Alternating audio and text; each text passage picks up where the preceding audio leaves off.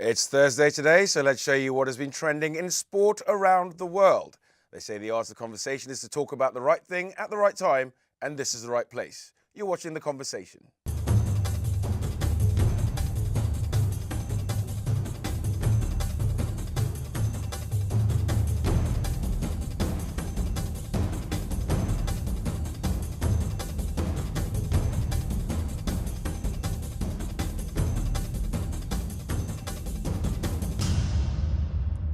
Welcome to The Conversation. I'm Alonge, and my usual companion on Thursdays, sports blogger and sports fan, Marshall Norball is here. Hello, Marshall. Hi. Good to have you with us again. Thank you. Twitter came alive yesterday with the announcement that the NBA will play its first game in Africa. The August 1st match in Johannesburg, South Africa, will pit Team Africa, consisting of first and second generation NBA stars from Africa, against Team World, composed of players from other regions.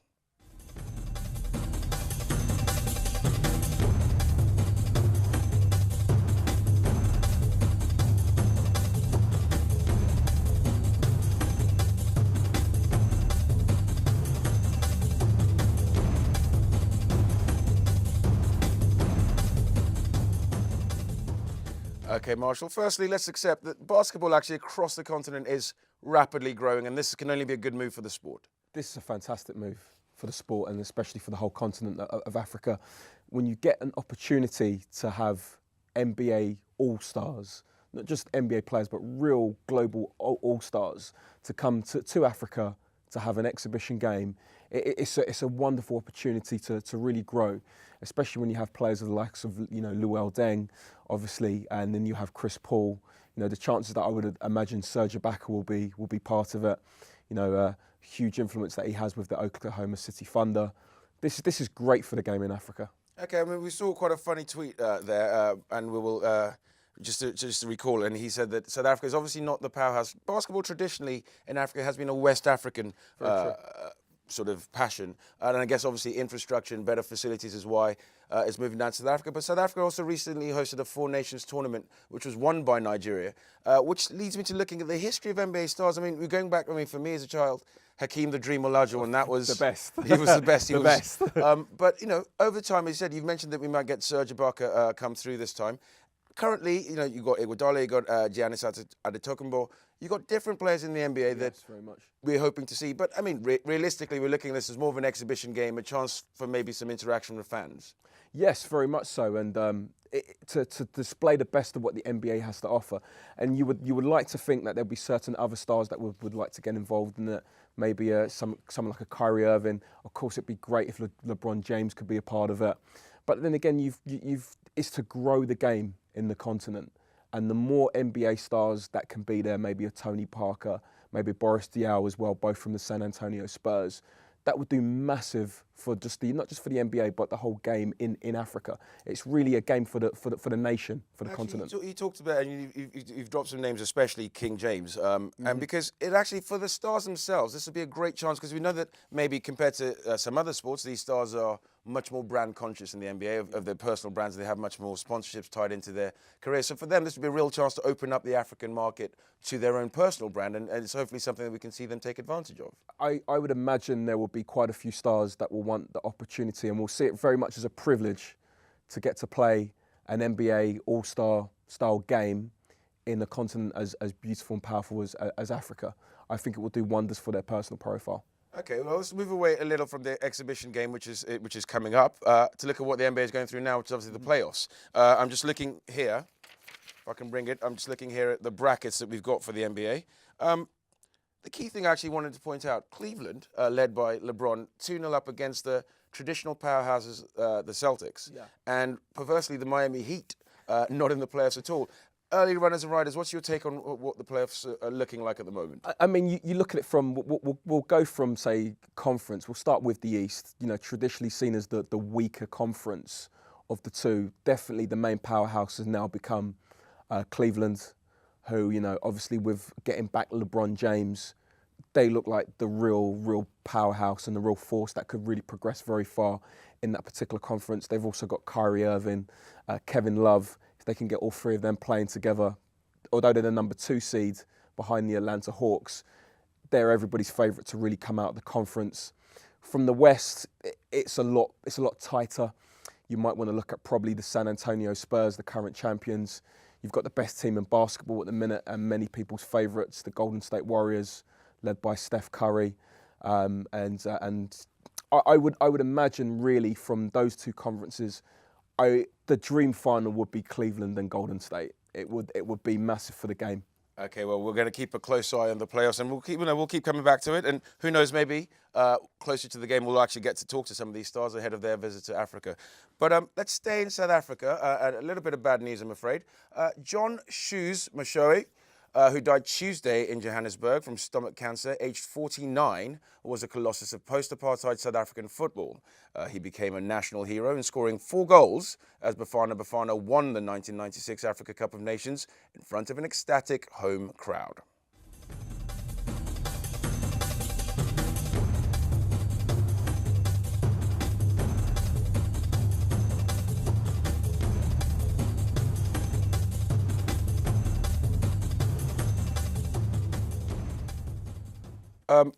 Well, there's not much more that can be said. A lot of tributes pouring in for John from fellow players we've seen across the internet and in South Africa, of course.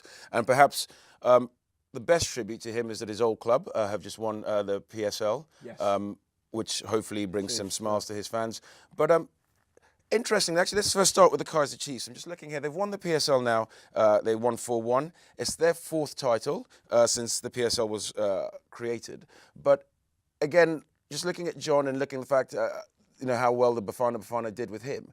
Internationally, I don't think South Africa probably are quite at the heights that they were when he came in with the new Bafana Bafana in '96. No, and for sure not. But I think this is a great way to appreciate the skill and the ability of a man.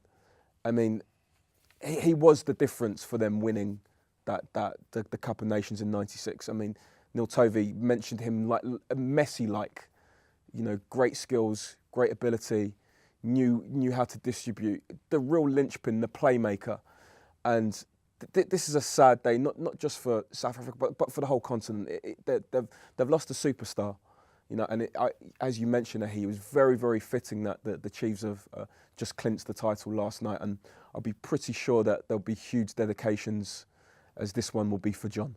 I mean, South African sport has lost a few of its stars recently. There's been, Senzo Meyiwa and others, and obviously that's as it happens in life. But it does seem South Africa's sport is going through the mine. I hope that they're able to pull together as they did after Senzo Meyiwa. I think they will. They're growing. It will take time, but yes, they will get there. They will get there. Okay. Well, listen, we're going to keep it with football, but when we come back from the break, we'll look at the Champions League action from Europe in midweek.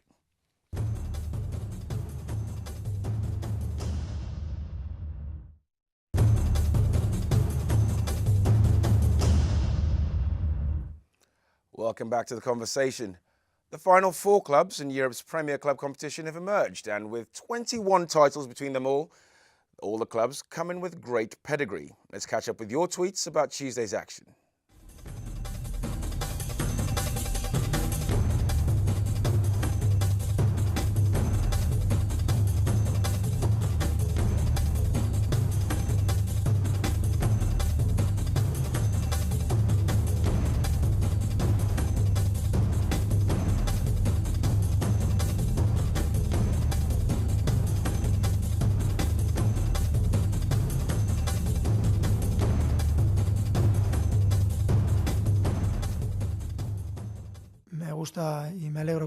I like and I'm happy when good things happen to my friends, and even though they were almost considered as being out of the competition, they scored 6 goals despite of having many injured players. He demonstrates again his talent as a coach as well as what Bayern is as a team. So basically I'm happy, and since no one knows what the best to come, we will just wait until Friday's draw, and whatever turns out of the toss will be the best for us. Okay, Marshall, we just saw Luis Enrique talking there, so let's actually start with the Barcelona performance. Predictable they were going to go through, really. Very predictable. The work was done a week ago in Paris with Suarez's brace. Barcelona were fantastic. They had it under control. Just took them time. Iniesta was incredible. showing his true Let's ability. say, actually, because obviously the focus had been on the front three. much so, yeah. Neymar also did score a brace, to be fair to him, and he's an interesting character. We can raise about him in a minute. But Iniesta and Xavi, sort of, they seem to remain the stalwarts. One of them has to be in form or has to be on the pitch, really to knit the rest of the team together. It works it's two ways with Barcelona. Their main strength is movement. You know, they have the front three that they're never stationary. They're always moving between Messi, Neymar and Suarez. But then when you have Iniesta, you think he's on the left for a couple of minutes, then he comes inside and he's on the right. And he is the orchestra. He really, really is. And he proved that with the beautiful weighted pass for Neymar's first goal. I mean, you know, David Luiz didn't know where he was. You know, and they're in really, really good nick at the minute. Okay, let's move on and look at the other match, which is Bayern. Again, probably everyone saw Bayern going through, maybe recovering from the Porto defeat in the first leg, but no one saw, especially given some of the injuries they still had to their own lead line, no one saw that sort of destruction coming. No. They got it right. They as we mentioned last week, we talked about making sure that if Porto were going to have any real chance of qualifying, they need to stay compact and stay controlled in the first half an hour or so in the game. But within, 5 goals in 26 minutes, and they were bullied. They were really, really bullied and outclassed. And Munich showed their true strength, their true character, their true ability. And to think, they still aren't at their full strength. Okay, before we get too drawn into picking who's the strongest left, let's see your tweets about the reigning champions and their city rivals from Wednesday's matches.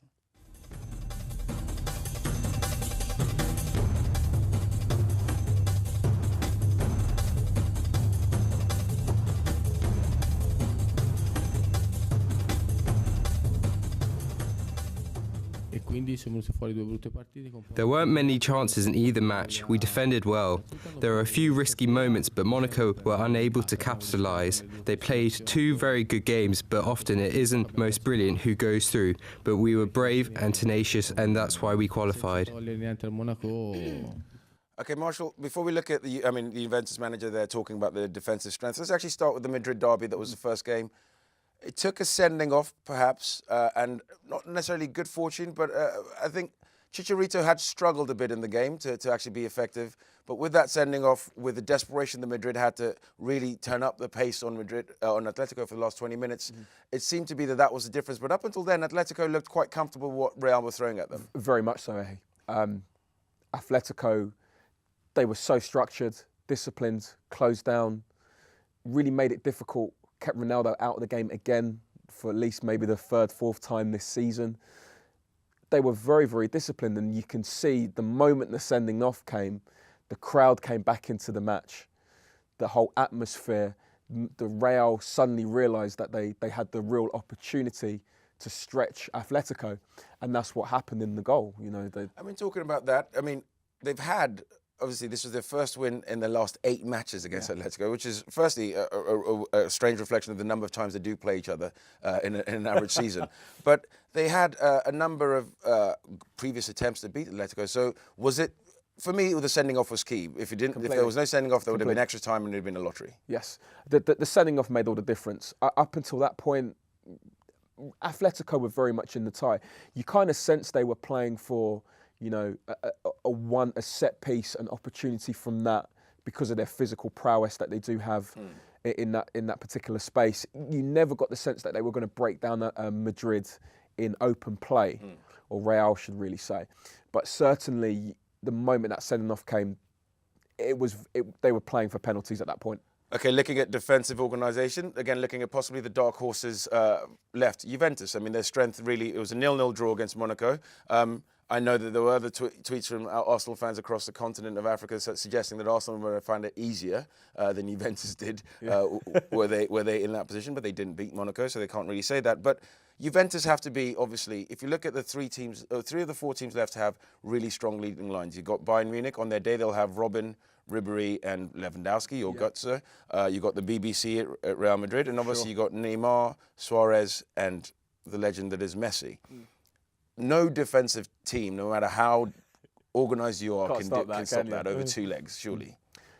If you were Juventus, I'll ask you a correct. question. If you were Juventus, we've got less than a minute left in this spot. Yeah. If you were Juventus, who would you want to play? Real. And why? Because Real can be very Jekyll and Hyde. And Atletico have showed there is a blueprint to how to stop. If you can stop Cristiano Ronaldo, it can have a huge influence in trying to control the game. I think it's very difficult to stop, when you've got Neymar, Messi and Suarez. There's too much movement there. Too much movement. They will struggle. Real Madrid also based on the sort of, if you like, the holy trinity at the front system. Is it just that by the nature of his character, Ronaldo being less of a team player and more the focal point of that three at the top? It's the same. You find where the strength is in that team, and that strength is Cristiano Ronaldo. You can nullify a lot of that. You're asking Madrid to really find a different way or through different personnel to really open up your team. Okay, let me ask you another question. As I said, I want to look at the fact that who would you rather have then? Not Ronaldo, Messi, but which three would you rather have in terms of the balance? Would you rather have Bale, Benzema, Cristiano, or would you rather have Messi, Neymar, and Suarez? Bearing in mind that before yesterday, Neymar had seen as probably being struggling a bit. He's been a bit up and down recently. I would still take Messi, Suarez, Neymar, and not because of Messi, believe it or not. It's because of Luis Suarez. The way that he presses, his energy, his constant desire, he doesn't give up. Okay. Well, those are all very good points, Marshall. But we've got more football to talk about after the break, where we'll be looking at Stephen Keshi and the final resolution of his contract with the NFF.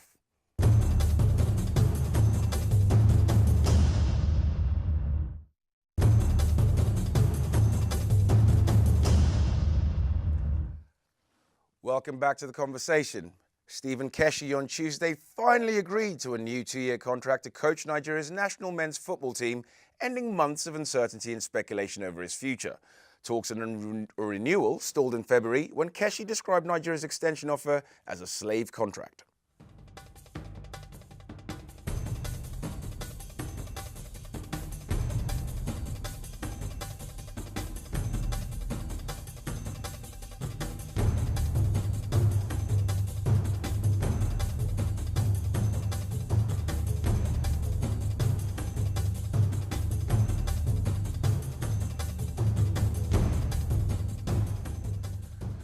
Okay, Marshall, it seems that he's in place. It seems that he's got some pretty tough terms in his contract in terms of expectation, looking at 2016 Chan tournament, for example. What should a Nigerian fan be at this moment? Excited? Relieved? What's the overriding emotion? The relief. Relief should be, because you now know there's somebody in place. There is a plan. And now we can get on and do the job. The main target, is 2 years, which should obviously coincide with 2017, the Nations Cup. Qualifying for them starts in June. They have Tanzania, they've got Chad, they've got Egypt. So it's a tough group. So logistics need to be put in place. And now that the contract has been signed, they can move forward, start planning for that. And who knows what it might bring them success in the coming years. He's proven, he's done it before, and no reason why he can't do it again. I mean, you talk about he's done it before. For those that don't know, obviously he was in charge when Nigeria won the AFCON tournament 2 tournaments ago. But they also failed to qualify for the next tournament under his watch. However, to be fair to him, there was a lot going on off the pitch. Yes. Would he stay, wouldn't he stay? But generally, he did have the opportunity to focus. I mean, he was leading the reigning champions. He should have had the ability to focus his teim. Isn't that the role of a manager? Let's ignore external pressures and focus on the on-pitch challenge. Definitely, but at the same time, Nigeria, it's taken such a long time, this whole process, which clearly shows that, the Nigerian Federation haven't really found anybody else that they feel who's quite suitable for it. So it's almost they've got to go with what they know. And right now, the transition period that they need to prepare for, as I just mentioned, is 2017. That is the big picture. And like I said, if he's proven he can win it, he's won it before, they've got to go with what they know. It's a short-term contract. It will cover them this particular period, see where it goes. They might have redirection, refocus, and an opportunity where in 2 years they might be crowned, champions of Africa again. And that's a huge opportunity. I mean, his most immediate challenge is qualifying in the group. He's got a group for the Chan tournament with Egypt, if I'm correct, and Chad and countries like that. I mean, Egypt is an interesting one because, again, that will be extremely tough. Very tough. And it's not a situation where I mean, again, going back to the struggles he had to qualify with for the AFCON tournament, doesn't appear that he really is that good at shielding his players from what else is going on. No, but then at some stage, players need to take responsibility as well. It can't all be on the manager, and the players need to look at themselves and say, well, this is also a fresh opportunity. It's a clean slate. You know, we know what we've achieved in the past. Let's reconnect to that, and let's really focus, start again, and go forward in all one voice, in all one direction together. He seems to be in a fortunate position in that if you look across most of the European leagues, his top players, maybe apart from Obi Mikel, who seems to have drifted away from the core activity, core squad at Chelsea. But you know, you look at Victor Moses up until his injury, going very well at Stoke. Peter Odemwingie has also had a very good season. Yeah, pretty good. We'll look at a funny incident from the Turkish Football League in a while, but Emmanuel Emenike, until his fracas with his own fans, seemed to be having a pivotal season. So even though the Chan tournament next year is about home-based players and maybe has a less profile, you would say that still, as ever, Nigeria has a big pool of talent. They've still got a huge pool of talent, especially when you've got top-level players playing in big European leagues. You know, Peter Odemwingie is a perfect example. You know, he's had a pretty decent season this year. You know, Victor Moses, like you said, up until he's been injured, has been very, very successful at Stoke. There's still huge levels of talent in that nation, which is why you can never really rule them out. And they've proven before, like they did in last year's World Cup, how they nearly beat Argentina. This was an Argentina side that got to the final, and in many people's eye could have easily won it. So there's enough talent, enough quality where they can really go in and be very, very successful. They've got the right man. He's the right man for at the right time. Okay, well, I hope so, and you'll be held to that. But a little bit of humour, actually. 15 yellow cards, 15 were dished out in a fiery 2-1 win for Trabzonspor against Galatasaray in the Turkish Super League on Sunday. Let's have a look at those 15 cards.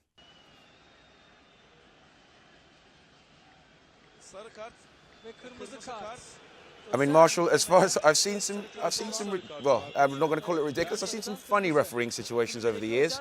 Have you ever heard of anything like this? No. But the passion that there is in the Turkish game, I mean, Galatasaray Trabzonspor is quite a rivalry in itself. It's quite a rivalry, and I've heard of referees using cards to get control of the game. But surely, if you're going to dish out 15, you might as well just call the game over and give everyone a tea break for a minute. Well, I suppose maybe from Trabzonspor's perspective, you know, they're already 2-1 up at that time. They might not have appreciated that, you know, because for all you know, would that have been the game meant to be abandoned? Would that mean they would have to share points? So that might have worked out quite nicely for Galatasaray. Actually, but that angle, yes. You know, but certainly it's very unusual. But again, the whole passion that is in that Turkish game and that particular rivalry, you know, when you have players coming off the bench, you know, the Galatasaray keeper running, you know, best part of 50, 60 yards to get involved in a fracas, it meant a lot. Let's move away from the ridiculous to the sublime. A player from the Turkish league I actually wanted to quickly talk about. Bearing in mind that there's still some questions, especially over Drogba, and that he's been there before at Chelsea, is Demba Ba. He seems to me to be too good for the Turkish league. Yes. No disrespect to the Turkish league, but I think coming back to the Premiership, and with Chelsea fans and many fans actually questioning whether Drogba has enough for next season, do you see Mourinho bringing him back? Because obviously Mourinho didn't want to sell him to a rival, so he appreciates that Ba is good in the league. Correct. I mean, when you consider the rivals that were probably interested in him were you know, the Arsenals, the Manchester Uniteds were keeping just close tabs on someone like Demba Ba. Even before he went to Chelsea, he was already a target for those teams. So I would say, yes, he can still very much cut the very top level of Premier League football. Do I see Jose Mourinho bringing him back? I think pride might come into that a lot with Mourinho. And I think he'll rather find someone else at that similar kind of level than to go and get Demba Ba back. Well, I can see how pride played a part in Lukaku because they had a fallout even when he was on loan. But it seemed from reading what Demba Ba said, Mourinho's got that relationship with Ba, which is actually a bit deeper, and Ba understood. It's a good relationship, but you've always got to remember it's Mourinho who holds the cards, and it's always going to be on his terms. And he also has so much love and respect that he has for Didier Drogba. Okay. And I think that also needs to be brought into the equation. All right, Marshall, let's leave it there. Viewers at home, follow Sports News Africa on Twitter and Facebook, and don't forget to post your own opinions and queries using the hashtag SNA Conversation. Get involved in Africa's sporting conversation.